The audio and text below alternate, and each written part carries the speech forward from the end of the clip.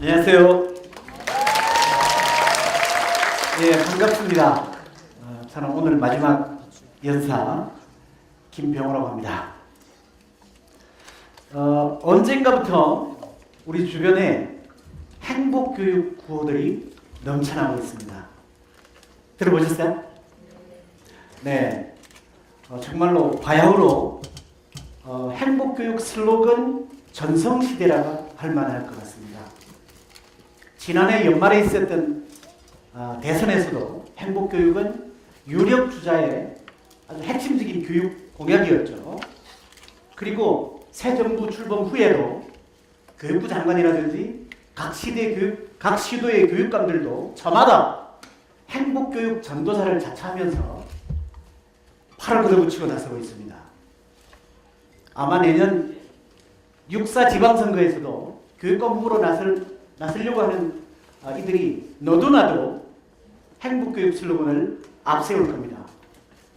근데 이거는 그만큼 우리 학교 교육이 아이들을 행복하게 해주지 못하고 있다는 반증이기도 하겠죠. 자, 그러면 누구나 이름만 행복교육이라고 앞세우면 다 같은 걸까요?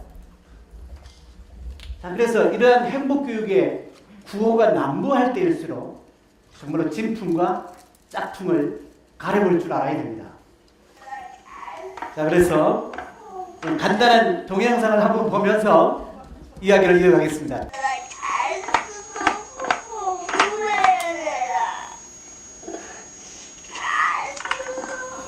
빨리 들려봐라.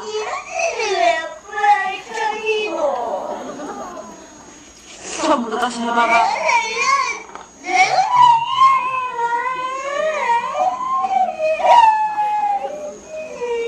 이런 일이 아니다. 아침에도 맨날 이거 해야겠다. 빨리 한 마리 두 마리 해봐라.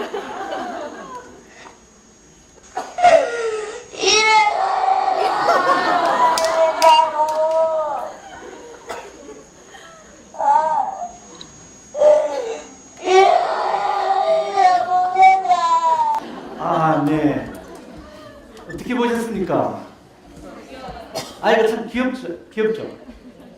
정말 아이의 귀여운 땡깡이 정말 웃음을 짓게 합니다. 근데 정말 우습기만 한가요? 예, 정말 보다 보면 정말 웃을 수만도 없죠. 근데 이것은 이제 엄마하고 아기 사이에 간단한 신랑이지만 우리 교육의 단면을 보여주는 장면이 아닌가 합니다. 지금 엄마가 아기한테 뭘 하라고 하는 거예요? 예, 시알리 봐라 하는 걸로 봐서 그림책 속에 새가 몇 마리인지 아마 새를 보라고 샘 공부시키는 걸 거예요. 그죠? 아마 이거는 이 아이가 초등학교 들어가기 전에 이 정도는 떼고 가야 친구들한테 뒤지지 않을 거라고 하는 어떤 조바심으로 그러는 걸 겁니다. 자, 근데 이제 엄마 입장에서는 사실은 이거는 아이를 위하자는 거잖아요. 자, 근데 아이들 괴롭히려고 그러는 건 아닐 거 아니에요. 자, 그러면 엄마 입장에서도 이것도 행복교육이다 이렇게 이름 붙일 수 있지 않을까요? 자, 근데 정말로 아이는 행복할까요? 네. 지금 행복하기는커녕 정말 내가 이래가지고 못 산다 그러잖아요.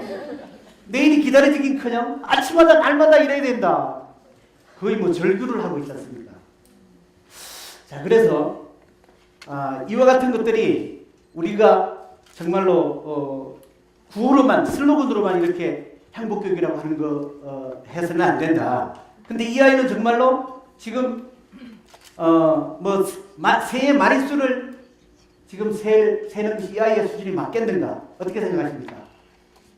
제가 보기에는 이 아이는 지금 사느냐 죽느냐 문제를 걱정하는 철학을 하고 있잖아요. 예, 그렇게 이 행복교육이라고 하는 것은 사실은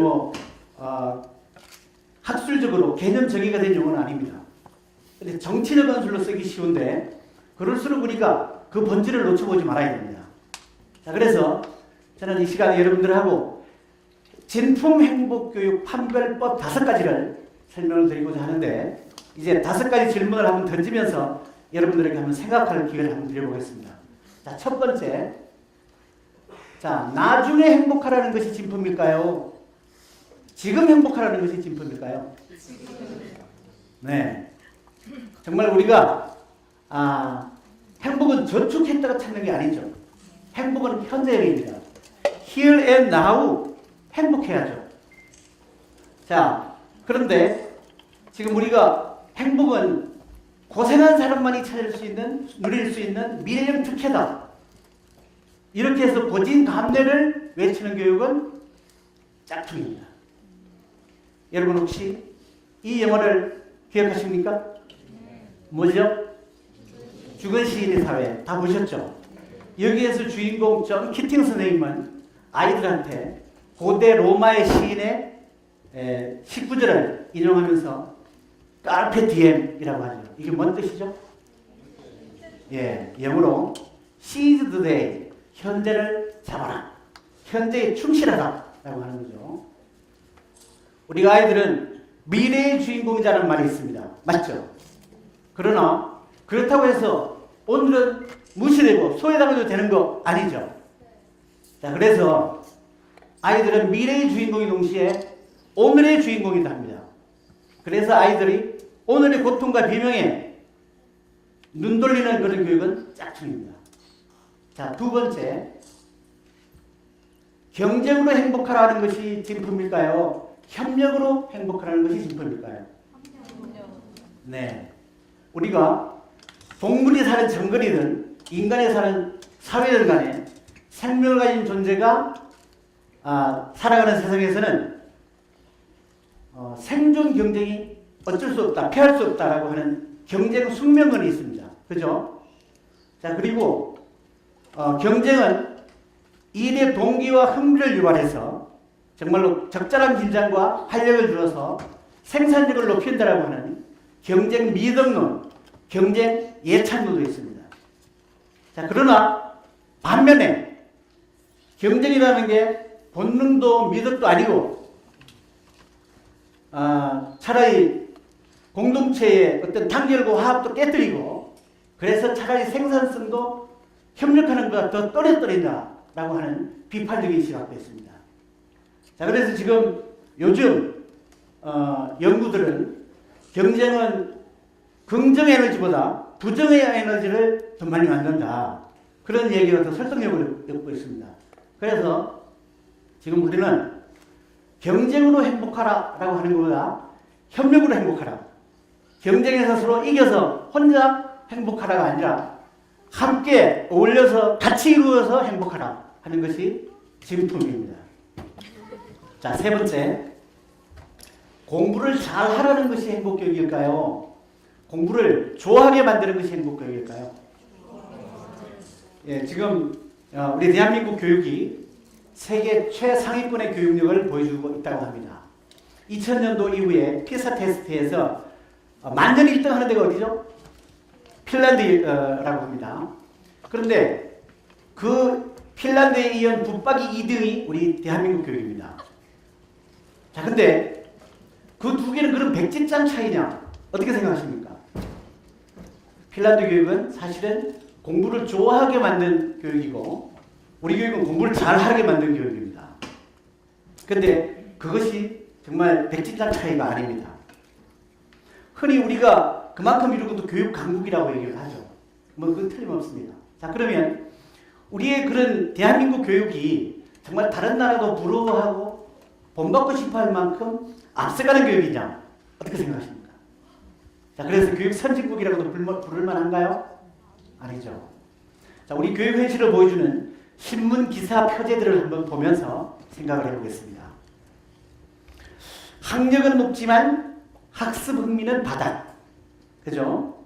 아동 청소년 행복 지수는 만년 꼴찌. 더불어 사는 능력도 세계 최하위권. 상급 학교로 갈수록 학교는 가기 싫은 것. 여러분들 금방 학교 졸업한 또는 다니는 학생들 실감하십니까? 자, 우리 충북교육은 어떤지 한번 보겠습니다. 학업 스트레스 인주율 남녀 공이 전국 최상위권, 청소년 자살률 전국 1위, 학생 흡연율, 음주율도 전국 최고, 10대 비만율 전국 1위. 자, 어느 구석에 행복의 그림자라도 비치나요? 아니죠. 자, 이것이 결국은 아이들을 공부 잘하게 닥달해서 만든 결과입니다. 자, 그러면 공부를 잘하라고 하는 것이 진품일까요? 공부를 좋아하게 만드는 것이 진품 행복교육일까요? 네. 자, 그 다음에 네 번째로 성적과 입시를 중시하는 전통적인 학력관을 바탕으로 한 것이 진품일까요? 아니면 미래형 핵심 역량을 기르는 것이 진품일까요? 네. 근대 교육제도가 만들어진 이래 한 200~300년 동안 기초학력 또는 기본학력이라고 하는 것은 주로 읽기, 쓰기, 셈하기, 이제 3R이라고 합니다. 그것이 중심이었습니다. 그래서 그걸 얼마나 잘하느냐 하는 게 실력이었고, 그 실력을 재기 위해서 시험도 걸고 점수도 매기고 등위도 매기고, 그래서 뭐 우등생, 열등생, 합격, 불합격 이것도 가려왔죠. 그러나 지금은 그런 시대는 지났죠. 정말 지식이 폭발한다고 하는 정보화 사회에 죽은 지식을 달달 암기하는 것은 정보의 시체, 지식의 쓰레기더미를 쌓는 일일 뿐이다. 이렇게 얘기를 하고 있습니다. 그래서 교육 선진국들에서는 21세기형 학력으로 핵심 역량이라는 것을 내세웁니다. 그 핵심 역량의 요소는 나라마다 약간씩 다른데 대체로 C로 시작하는 7가지라고 해서 7C라고 얘기합니다. 그것이 바로 사고력, 상상력, 창의력, 탐구력, 문제 해결력, 이제 그런 것들입니다. 자아구분감 이런 것들입니다. 그런데 문제는 전통적인 학력관인 3R에 집착하고 매일수록 7C는 아주 숨쉴 여지도, 길러질 여지도 없어진다는 거죠. 자, 그래서 그러면 전통적인 학력관에 매이는 것이 행복교육 진품일까? 아니면 미래형 학력을 기르는 것이 진품일까? 어떻게 생각하십니까? 네, 그렇습니다. 자, 그리고 이제 마지막으로 5번째로 베스트 원, 넘버 원이 되라고 하는 것이 진품일까요? 올리원이 되라고 하는 것이 진품일까요? 이건 좀 어렵습니까? 네. 우리 교육은 정말 1등 지상주의로 내달려 왔습니다. 역사는 몇 등만 기억한다고요? 1등만 기억한다라고 했던 그 광고 카피 기억나시죠? 자, 그것처럼 정말로 역사가 1등만 기억하니 누구나 노력해서 1등 되라 하고 부추겨 왔습니다. 근데 누구나 정말로 노력만 하면 1등 될 수 있었나요? 왜 안 되죠? 1등은 탑은 한 자리밖에 없잖아요. 그러니까 아무나 될 수 없는 거죠. 자, 그러면은 그 정상을 차지한 사람은 그럼 행복이 보장되는가? 어떻게 생각하십니까? 그럴 리도 없죠. 해봤으니까 아실 거 아니에요. 저는 안 해봐서 잘 모르겠습니다만. 자, 상상한데 아마 결승점에서 테이프를 딱 끊는 순간에 조금 행복하겠죠. 시상대에 올라서 금메달을 딱 목에 거는 순간 행복하지 않을까요?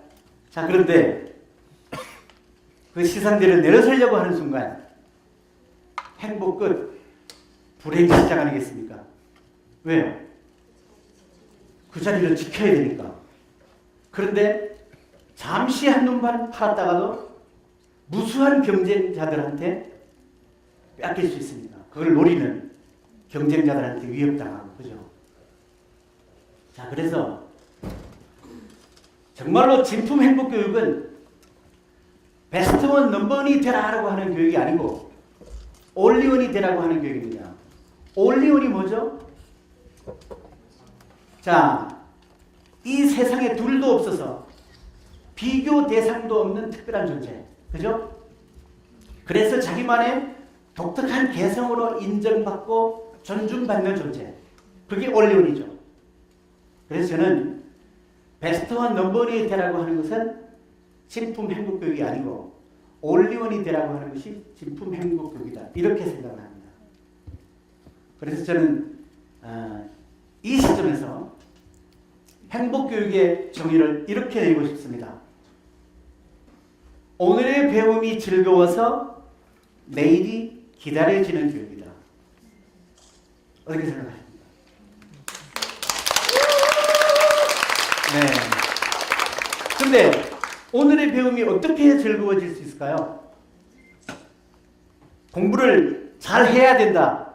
잘 하라고 쥐어짜고 들볶고 다 따르면 될까요? 공부를 좋아하게 만들어야 돼요. 그럼 어떻게 해야 공부를 좋아하게 될까요? 자, 우선 호기심과 궁금증을 불러일으켜서 공부를 하고 싶게 만들어야 되잖아요. 그래야 공부를 좋아하게도 되고 즐기게도 되고, 그래야 학교 생활도 행복해지고 내일도 기다리실 거 아닙니까? 그죠? 자, 그래서 저는 이 땅의 모든 학교들이, 모든 아이들이 있는 학교들이 정말로 이러한 진품 명품 행복교육이 뽑혀서 가득가득 넘쳐나기를 지금 이 자리에 여러분들하고 같이 꿈꿔보면서 오늘 제 순서를 마칠까 합니다. 네, 고맙습니다.